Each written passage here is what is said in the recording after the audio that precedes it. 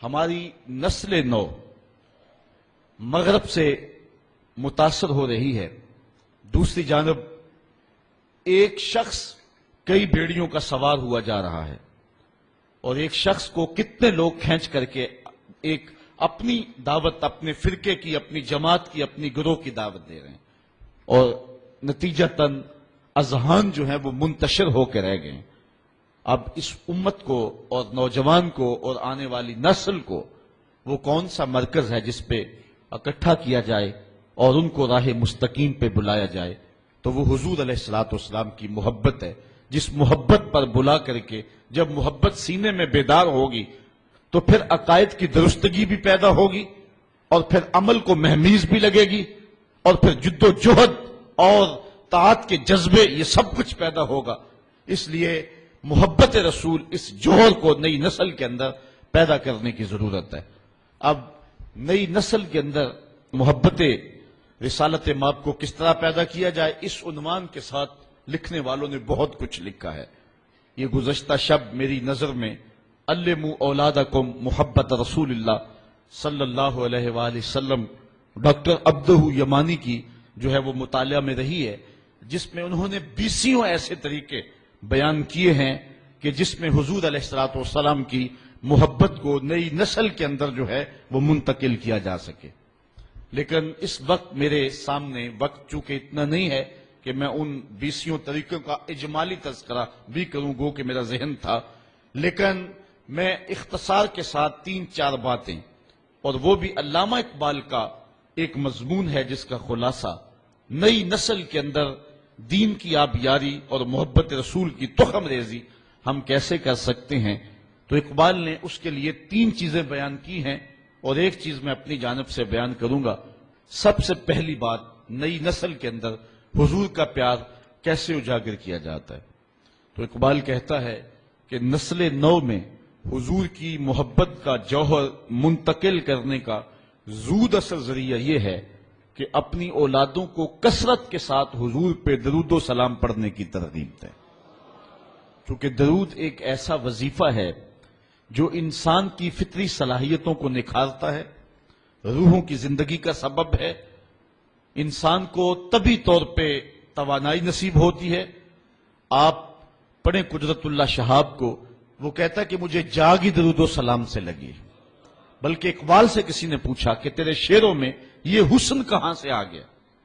جو اردو ادب کے نقاد ہیں وہ غالب کو اقبال سے بڑا شاعر مانتے ہیں، جس انداز سے اس نے شاعری کی ہے، اور جن سنگلاخ زمینوں میں اور جن مشکل بحروں میں غالب نے لکھا ہے، یہ اسی کا ہی مقصوم ہے۔ پھر وہ جس عنوان سے بھی لکھے وہ کمال کر دیتا ہے۔ یہ مسائل تصوف کے، یہ تیرا انداز بیاں غالب، ہم تجھے ولی سمجھتے اگر بادہ خار نہ ہوتا۔ بات کرنے کا ڈھب جانتا ہے، ذکر اس پر ہی بش کا، پھر بیاں اپنا تھا، بن گیا رقیب آخر جو رازداں اپنا تھا۔ جب وہ حسن کا نقشہ کھینچے تو حسن کو مجسم سامنے لے آتا ہے، جب تصوف کے مسائل پہ بولے تو لگتا ہے کہ یہ بہت جو ہے وہ نقطہ وار صوفی ہے، وہ جس لہجے میں آئے حد کر دیتا ہے۔ لیکن وہ قبولیت عامہ جو غالب کو نہ مل سکی وہ اقبال کا مقسوم ہوئی۔ تو اقبال سے کسی نے پوچھا کہ تیرے شعروں میں یہ حسن اور یہ رس، یہ مٹھاس، یہ تازگی کہاں سے آئی؟ تو اقبال نے کہا کہ میں نے 1.25 کروڑ مرتبہ حضور پہ درود پڑھا ہے، میں تنہا کمال سخن کو نہ پہنچا، میرے شعر ہیں اور تاثیر ان کی۔ 1.25 کروڑ مرتبہ ذات رسالت مآب صلی اللہ علیہ وسلم پر میں نے درود پڑھنے کی سعادت پائی۔ تو درود وہ وظیفہ ہے جو انسان کو نکھار دیتا ہے، انسان کے لیے بہتریوں کا سامان پیدا کرتا ہے۔ ویسے بھی قرب قیامت میں جب کہ فتنے بارش کی طرح برس رہے ہوں گے تو درود نجات کی ضمانت ہوگا۔ حضرت امام سخاوی نے القول البدیع میں لکھا ہے کہ امام زین العابدین سے پوچھا گیا کہ جب کثرت سے ترک اور فرق ہوں گے تو اس وقت حق کی پہچان کون ہوگی اور کس راہوں کے ہم مسافر ہوں گے؟ تو امام زین العابدین فرمانے لگے جو اہل السنہ ہوں گے وہ حق کی راہوں کے مسافر ہوں گے۔ تو پوچھنے والے نے کہا کہ اگر بہت سارے لوگ اسی نام سے دعویٰ رکھیں تو ان میں اصل کی پہچان کیا ہے؟ تو حضرت امام زین العابدین نے کہا من علامات اہل سنہ کثرت الصلاۃ علی رسول اللہ، نشانی میں بتا دیتا ہوں، کثرت کے ساتھ حضور پہ درود پڑھنے والے ہوں گے۔ تو یہ وہ وظیفہ ہے کہ جو نسل نو میں حب رسول کی آبیاری کا ایک مؤثر ترین ذریعہ ہے۔ دوسری بات، اپنی نسل کو حضور علیہ السلام اور آقا کریم علیہ السلام کی محبت کی تخم ریزی کے لیے حضور علیہ السلام کے فضائل و مناقب بیان کریں۔ یہ ایک فطری طریقہ ہے کسی سے پیار اور محبت کے رشتے کو قائم کرنے کا۔ جس شخص کی فضیلتیں بیان کی جائیں، عظمتیں بیان کی جائیں، تو اس کے لیے دل میں محبت پیدا ہوتی ہے۔ یہ ایک فطری طریقہ ہے کسی سے پیار کرنے کا اور کسی کے لیے دلوں میں محبت کی تخم ریزی کا۔ آقا کریم علیہ السلام کے معجزات ہیں، حضور علیہ السلام کا فضل و شرف ہے، حضور علیہ السلام کے مناقب ہیں، انبیاء علیہ السلام پر حضور علیہ السلام کی فضیلت ہے، حضور علیہ السلام کو جو شانیں اور خصوصیات عطا کی گئی ہیں، ان خصوصیات کو امت کے نوجوانوں کے سامنے، نئی نسل کے سامنے رکھیں گے تو اس کا لازمی نتیجہ یہ ہے کہ نئی نسل کے سینے میں حضور علیہ السلام کا پیار پیدا ہوگا۔ میں اختلاف کا مزاج نہیں رکھتا، لیکن سچی بات اگر تکلیف کا سبب بھی ہو تو یہ ایک امر آخر ہے۔ بات اصول کی ہے کہ اگر یہ بحث چھڑی جائے کہ نبی دیوار کے پیچھے بھی نہیں جانتا تو مجھے بتاؤ کہ نسل نو کے سینے میں نبی کا پیار پیدا ہوگا؟ آج کی نسل آج نہیں تو ہم سے کل سوال کرے گی۔ سائنس تو زمین کی تہ میں چھپے ہوئے معدنیات بھی دیکھ لیتی ہے، پہاڑوں کی رگوں میں سونا کتنے فیصد پایا جا رہا ہے، جدید زمانے میں یہ بھی دیکھا جاتا ہے، سمندر کی تہ میں موتی اور گھونگے کس سائز میں ہیں، تو جدید سائنس سے یہ بھی ممکن ہو گیا ہے کہ اس سائز کو بھی دیکھ لیا جاتا ہے، معدنیات کہاں اور کتنے پائے جاتے ہیں۔ یہ ایک انسانی عروج ہے اور انسانی باغپن ہے جب انسانی نظر کا کمال اور انسانی دوربین کی رسائی پہاڑوں کی رگوں تک ہو گئی ہے اور زمین کی تہوں تک انسان پہنچ گیا ہے، تو کیا نبی دیوار کے پیچھے بھی نہیں جانتا؟ یہ بے بسی کی کہانی نہیں ہے تو اور کیا ہے؟ نئی نسل کو بتانا پڑے گا۔ یہ کسی نے اپنے دور میں اندھیرے میں بیٹھ کے لکھ دیا، حقیقت ایسی نہیں ہے۔ نبی تو نبی رہا، نبی کا غلام حضرت عمر منبر پہ بیٹھا ہے، نہامد میں جنگ ہو رہی ہے، 1 مہینے کی مسافت ہے، حضرت ساریہ امیر لشکر ہیں، راستے میں دیوار کیا کئی پہاڑ کھڑے ہیں، حضرت ساریہ آگے بڑھ کے جوش میں حملہ کرنے لگے، دشمن پیچھے سے آ کے جو ہے وہ حملہ آور ہونے لگا، حضرت عمر خطبہ دے رہے تھے، رہا نہ گیا، یہیں سے بولے یا ساریہ الجبل، اے ساریہ پہاڑ کو نہیں چھوڑنا، یہ شان ہے خدمت گاروں کی، سرکار کا عالم کیا ہوگا۔ یہ تو نبی کے غلام کی نگاہوں کا عالم ہے کہ وہ پہاڑوں کے پیچھے دیکھ رہا ہے، تو جو نبی ہے اس کی شان کا عالم کیا ہوگا۔ تو اگر اپنی اولاد کو اس طرح کے مسئلے بتائیں گے اور اس طرح کی باتیں بیان کریں گے تو وہ حضور کی ذات سے دور ہوں گے، حضور سے قریب نہیں ہوں گے۔ بات اختلاف کی نہیں، اصول کی ہے۔ آج کی اس انسانی عروج کی اور انسانی کمال کی اور مادی ترقی کے اس زمانے میں اگر یہ کہا جائے کہ نبی کسی چیز کا اختیار نہیں رکھتا تو یہ کتنی عجیب سی بات ہے۔ آج تو انسان زمین کی تنابیں تھام چکا ہے، آج تو چاند کی چھاتی روندی جا چکی ہے، مریخ کے سفر کی تیاریاں ہیں، ایٹم کا کلیجہ شک کیا جا چکا ہے، پوری دنیا گلوبل ولیج بن چکی ہے، پانی کی تہوں تک انسان کی رسائی ہے۔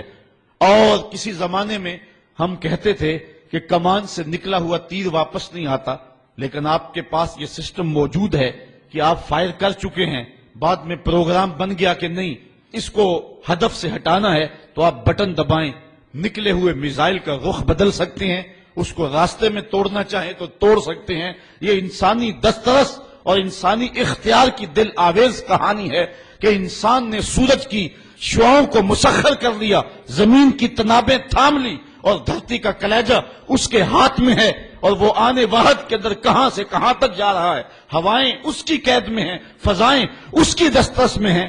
جب انسان نے یہ مادی ترقی قائم کر لی تو کیا نبی کسی چیز کا اختیار نہیں رکھتا؟ یہ کتنی عجیب اور بے تک کی بات ہے۔ نبی کے اختیار کی کہانی سننی ہے تو آؤ نبی کی عظمتوں کو دیکھیں۔ نبی انگلی اٹھائے چاند کے ٹکڑے ہو جائیں، سورج پلٹ کے اثر کے وقت پہ آ جائے، اور سڑیاں کو جوراں اگا جان دائے، اور پتھراں نو کلمے پڑھا جان دائے، قطرے کو سمندر ذرے کو ستارہ کرتے ہیں، کونین کو خم آ جاتا ہے جب زلف سنوارا کرتے ہیں۔ آج انسانی دسترس اور اختیار کی کہانی کی دل آویزیاں یہ ہیں کہ کمان سے نکلے ہوئے تیروں کے رخ موڑے جا رہے ہیں اور میزائلوں کے راستے اور ہدف تبدیل کیے جا رہے ہیں۔ آؤ حضور کی دہلیز پہ دستک دیتے ہیں۔ حضرت عبداللہ ابن عباس روایت کرتے ہیں، باب المعجزات مشکات اٹھائیں، فرماتے ہیں کہ ایک شخص حضور کی خدمت میں حاضر ہوتا ہے، وہ بدو عرض کرتا ہے کہ حضور اگر حاضل از یہ کھجور کا پکا ہوا خوشہ آپ اس کو اشارہ کریں اور یہ ٹوٹ کے آپ کی جھولی میں آ گرے تو میں آپ کو اللہ کا نبی مان لوں گا۔ حضور نے فرمایا تب تم مان لو گے؟ اس نے کہا انکار کی گنجائش نہیں رہے گی۔ حضور اشارہ کرتے ہیں، گچھا ٹوٹ کے جھولی میں آ گرتا ہے، ادھر گچھا پہنچتا ہے، ادھر اس کے لبوں پہ کلمہ جاری ہو جاتا ہے۔ اب آقا کریم ان کھجوروں کو بانٹ بھی سکتے تھے، اس شخص کے ایمان لانے کی خوشی میں شیرینی بٹ جاتی اور قیامت تک ان لوگوں کے لیے افتخار ہوتا، فخر ہوتا کہ کچھ صحابہ نے معجزے کی کھجوریں کھائی ہیں۔ لیکن آقا کریم علیہ السلام جانتے تھے قیامت کے قرب میں تیروں کے رخ موڑے جائیں گے اور انسانی کمال اور اختیار کی کہانی یوں دل آویز ہوگی۔ آقا نے وہ کھجوریں بانٹی نہیں بلکہ اس پکے ہوئے کھجوروں کے خوشے سے مخاطب ہو کے کہا تجھے جس کام کے لیے بلایا وہ تو ہو گیا، اب واپس جا کے شاخ سے جڑ بھی جا۔ صرف اتارنا نہیں جانتے، ان کو واپس جوڑنا بھی جانتے، چاند کے ٹکڑے ہی نہیں کرنا جانتے، اصلی حالت کے اندر ان کو پلٹانا بھی جانتے ہیں۔ یہ نبی کے اختیار کی دل آویز کہانی ہے۔ تو نئی نسل کو وہ باتیں نہ سنائیں کہ جن سے نئی نسل دور ہو، بلکہ آج کی سائنس بہت عروج اور بہت ترقی کر چکی ہے، لیکن جو عروج میرے رسول نے پایا ہے یہ سائنس اور یہ مادی ترقی اس کی گرد کو بھی نہیں چھو سکتی۔ آج دنیا چاند پہ جا کے فخر کر رہی ہے، میرا نبی چاند کو قدموں میں بلا کر بھی فخر نہیں کر رہا۔ اور پھر معراج کی شب میرے رسول وہاں پہنچے ہیں جہاں کسی کا تصور بھی نہیں پہنچا۔ کوئی فلک تے رہ یار گیا، کوئی جا سدرا تے ہار گیا، ایک کالیاں زلفاں والا سی جڑا عرش تو بھی لنگ پار گیا۔ کوئی حد ہے ان کے عروج کی، بلغل اولاب کمال ہی۔ یہاں امام احمد رضا کا اسلوب دیکھیے، خرد سے کہہ دو کہ سر جھکا لے، گماں سے گزرے گزرنے والے، یہاں خود پڑے ہیں جہت کو لالے، کوئی کیا بتائے کدھر گئے تھے، کوئی حد ہے ان کے عروج کی، بلغل اولاب کمال ہی۔ تو نسل نو کو حضور کا پیار دینے کے لیے آقا کریم کے فضائل و مناقب بیان کرنے پڑیں گے۔ تیسری بات، نسل نو کو حضور علیہ السلام کی محبت اور حضور کا پیار دینے کے لیے حضور کے حسن و جمال کا تذکرہ سنانا پڑے گا۔ کائنات میں انسان کی یہ طبع ہے اور فطری مجبوری ہے کہ حسن کی طرف اس کا میلان ہوتا ہے اور یہ میلان طبعی ہے، تو اس لیے نئی نسل کو حضور کے حسن کے قصیدے بیان کرنے پڑیں گے۔ علماء نے باقاعدہ اس پہ کتابیں تصنیف کی ہیں۔ امام ترمذی کی شمائل ترمذی اسی عنوان کے ساتھ ہے، اس میں حضور علیہ السلام کے ناخن انور سے لے کر کے سر کے بالوں تک حضور کے ایک ایک عضو کا تذکرہ بیان کیا گیا ہے۔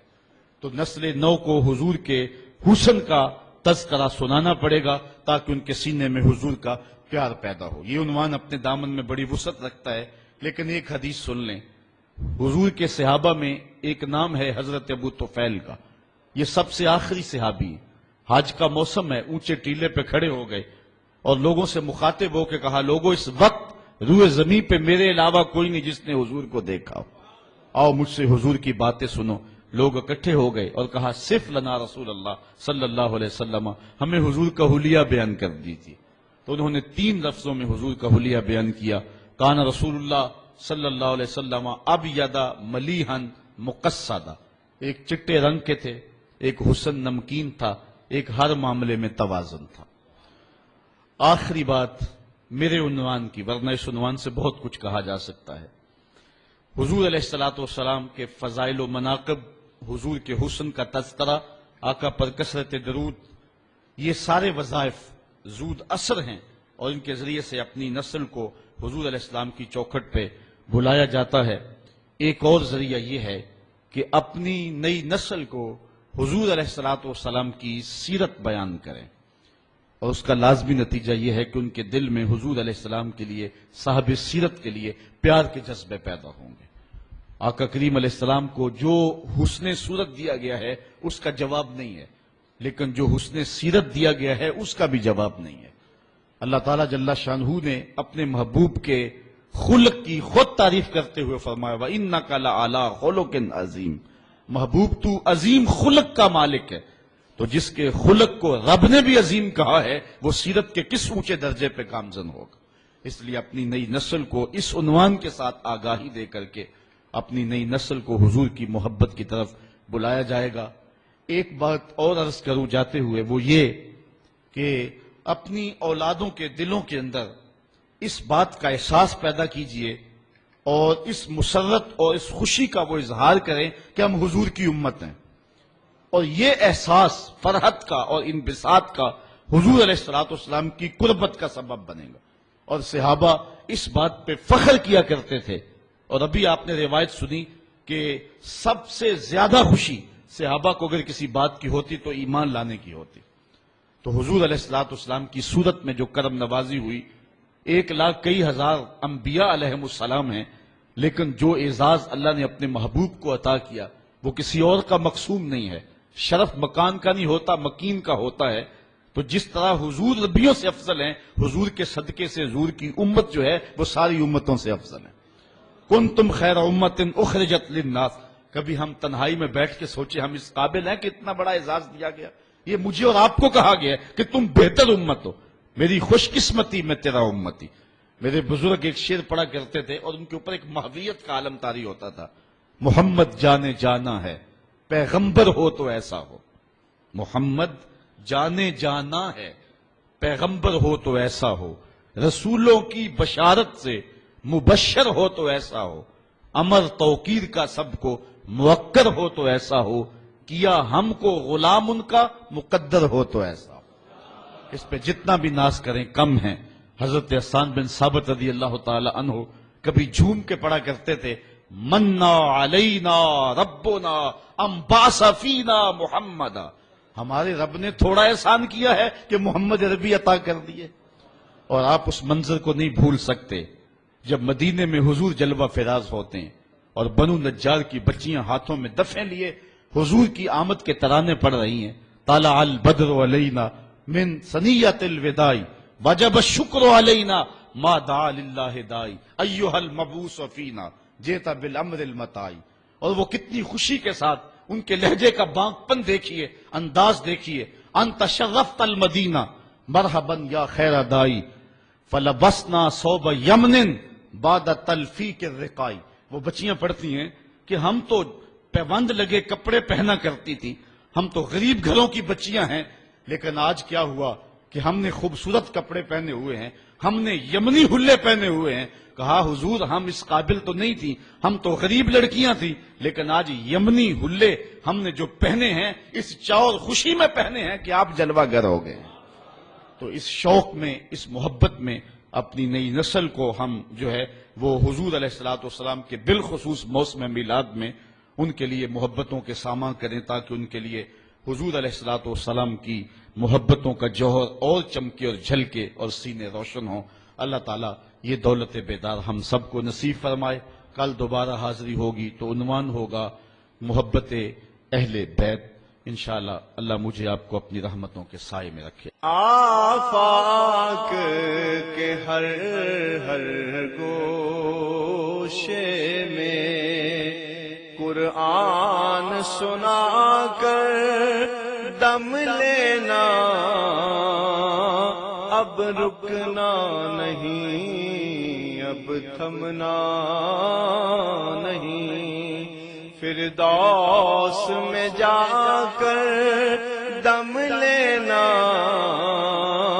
آفاق کے ہر ہر گوشے میں قرآن سنا کر دم لینا، اب رکنا نہیں، اب تھمنا نہیں۔